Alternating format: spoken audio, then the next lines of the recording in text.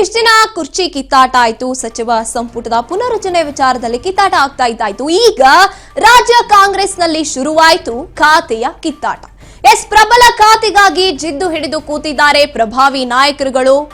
ನಾನ್ ಕೇಳಿರೋ ಖಾತೆನೇ ಬೇಕು ಅಂತ ಬಿಗಿ ಪಟ್ಟನ ಹಿಡಿಯೋಕೆ ಆರಂಭ ಮಾಡಿದ್ದಾರೆ. ಪ್ರಮಾಣ ವಚನ ಸ್ವೀಕರಿಸಿದಂತ ಮರುದಿನವೇ ಬಿಗ್ ಫೈಟ್ ರಾಜ್ಯ ರಾಜಕಾರಣದಲ್ಲಿ ಆರಂಭ ಆಗಿದೆ. ರಾಜ್ಯ ಕಾಂಗ್ರೆಸ್ನಲ್ಲಿ ಖಾತೆ ಕಿತ್ತಾಟ ಈಗ ಶುರುವಾಗಿದೆ. ಪ್ರಬಲ ಖಾತೆಗಾಗಿ ಜಿದ್ದು ಹಿಡಿದು ಕೂತಿದ್ದಾರೆ ಪ್ರಭಾವಿಗಳು.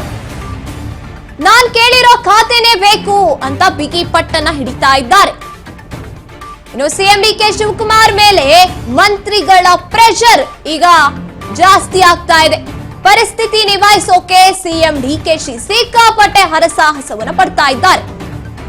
ಇಷ್ಟು ದಿನ ಕ್ಯಾಬಿನೆಟ್ ರೀಶಫಲ್ ಆಗಬೇಕು ಅನ್ನುವಂಥದ್ದಕ್ಕೆ ಪಟ್ಟು ಹಿಡಿದು ನಿಂತಿದ್ರು ಶಾಸಕರುಗಳು. ಸಚಿವ ಸ್ಥಾನ ನನಗೆ ಬೇಕು, ಅವಕಾಶ ಕೊಡಿ, ರೀಶಫಲ್ ಮಾಡಿ ಅಂತ ಡೆಲ್ಲಿಗೆ ಪ್ರಯಾಣವನ್ನ ಬೆಳೆಸೋದು, ನಾಯಕರುಗಳಿಗೆ ಹೊರೆ ಹಾಕೋದು ಮಾಡ್ತಾ ಇದ್ರು.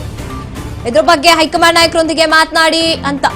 ಆದ್ರೆ ಈಗ ನಾನ್ ಕೇಳಿರೋ ಖಾತೆನೇ ಬೇಕು, ನಾನು ಸಚಿವನಾಗ್ತೀನಿ ಅಂದ ತಕ್ಷಣ ಯಾವುದು ಸಿಕ್ಕಿದ್ದನ್ನ ನಾನು ಒಪ್ಕೊಂಡು ಕೂರೋದಿಲ್ಲ, ನಾನ್ ಕೇಳಿದ ಖಾತೆನೇ ಬೇಕು ಅಂತ ಪಟ್ಟು ಹಿಡಿಯೋಕೆ ಆರಂಭ ಮಾಡಿದ್ದಾರೆ. ಅದರಲ್ಲೂ ಪ್ರಭಾವಿ ನಾಯಕರುಗಳು ಪ್ರಮಾಣ ವಚನ ಸ್ವೀಕಾರ ಮಾಡ್ತಾರೆ. ನಿನ್ನೆ ಯಾವ್ಯಾವ ಖಾತೆ ಅಂತ ಅವರಿಗೆ ಗೊತ್ತಿರೋದಿಲ್ಲ.